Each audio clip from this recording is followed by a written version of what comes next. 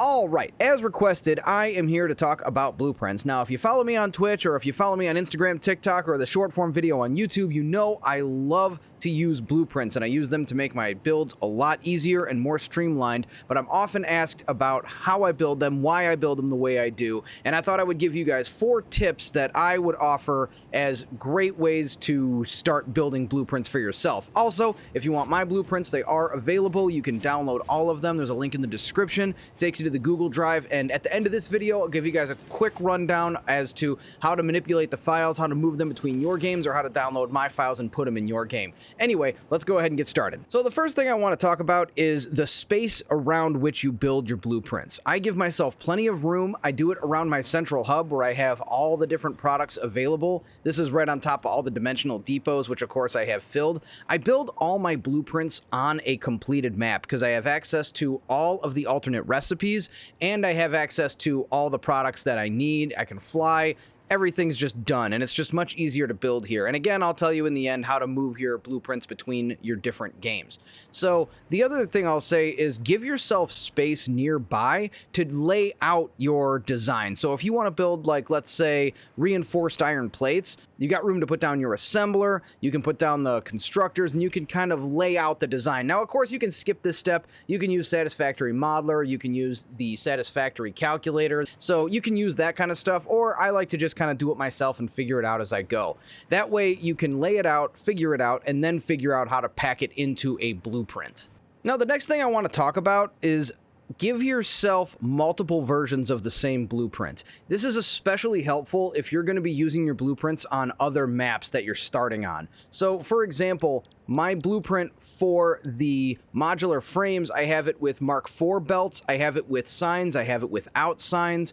This way, when you go to build it in your new map, if you don't have Mark IV belts unlocked yet or Mark V belts unlocked yet, you can have a reduced version that will still work. Sometimes I go for the lowest common denominator with the belts. Other times I just whip the blueprint together and put Mark V belts across it. The other thing that really comes in handy is you might not want all of your mergers going the same direction. So, for example, my refineries, I have multiple versions where it's right to left, left to right. That's regarding the inputs and outputs. If I line up 20 of these, do I want all my inputs coming from the one end or the other? Do I want them coming out the same direction they came in, or is it going to move into one direction? Is it going to go in on the left, out on the right? So I have multiple versions of the same blueprint that have different outputs in order to have different layouts that I might need. So don't just build a one-size-fits-all. Build yourself multiple versions because down the line you might need them. So next up, what I want to say is it's a good idea to start with the end and work your way backwards. And what I mean by that is, for example, I built this blueprint for rotors.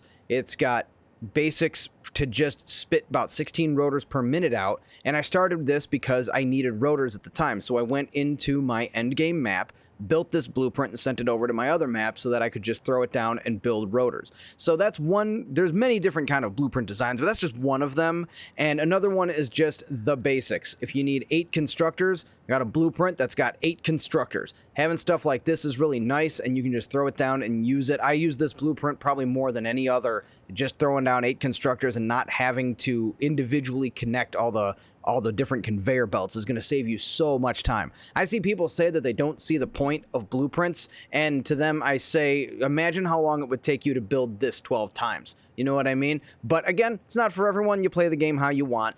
Anyway, what I like to do is build from what I need and work my way backwards. And again, I try to go to the sort of least developed input, so I try to basically put ingots in. Most of my blueprints are designed around having a iron ingots in or deuterium in, not so much the uranium fuel rod. That has 7 different inputs, but that's getting towards like super late game. But this, it's all iron ingots. It just feed it the ingots and it spits out bolted iron modular frames.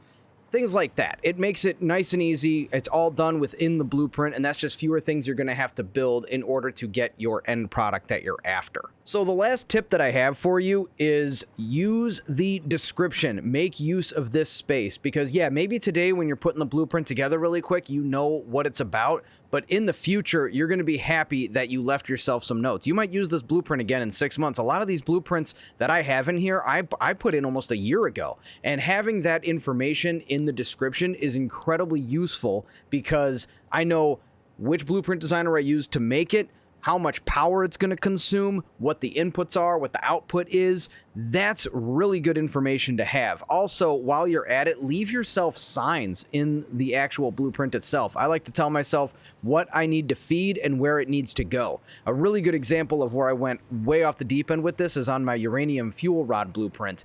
Down here, there are 7 different inputs, and I am thankful whenever I use this thing that I have it labeled, how much I need into each input. I put everything on the bottom. It's just the way I lay out my factories, but you can kind of design them however you want. But telling myself what needs to go where really saves me time when I'm actually using this blueprint. Also, another piece of information you can put in there is if you're using alternate recipes. Now, little a tip within a tip, if you build a blueprint with an alternate recipe and then you copy that blueprint and put it in another map, you'll have access to that alternate recipe in the blueprint. It used to be that you could copy it and paste it into another machine, but I think they might have patched that out. And some people don't want to actually use it if they haven't unlocked it in that map, if they want to play more legit.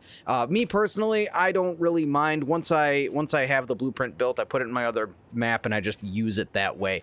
But you might want to leave yourself a note, that way you know what alternate recipes need to be unlocked before you use it. Just another piece of advice for the description. So yeah, descriptions and using signs. I also like to put them on the machines themselves. You don't have to go that crazy. And again, when talking about making multiple versions, you might not want to have a version, or you might want to have a version that doesn't have signs. That way you don't have to have a bunch of quartz crystal in order to use that blueprint. Again, it's more important early game when you haven't unlocked the stuff and you don't have an abundance of a lot of these things. That's again why I like to have multiple versions, my with signs and without signs, because that way if I haven't unlocked signs yet, I can still use that blueprint. So last, this is going to be just a quick recap about how to manipulate the files and how to move them in between your games.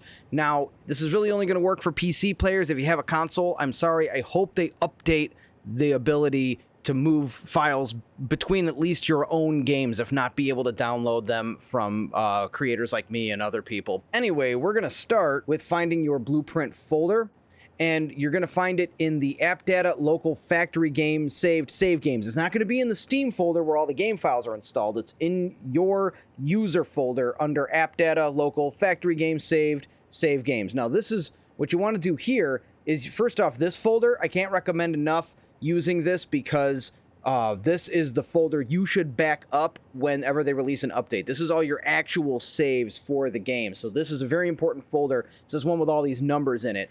Quick interjection while I'm editing this video. Something I might have missed is the app data folder might be hidden. When you're in your username folder, you might need to go to View and go to Show Hidden Items. This is for Windows 11, Windows 10, it's a little different, but it might be a hidden file. So without this checked, the app data folder is not available. But if I go to View, go to Show, Hidden Items, the app data folder appears. We go to Local, we go down to Factory Game, and we go to Saved, and we go to Save Games, and that gets us back where we were. Also, really quick too, that's where your screenshots are going to be. You go up one, Factory Game Saved. That's where you're going to find your screenshots in the Windows folder in there from when you're taking snapshots in the photo mode. So that's another important file in this neighborhood. Next to that is going to be the Blueprints folder.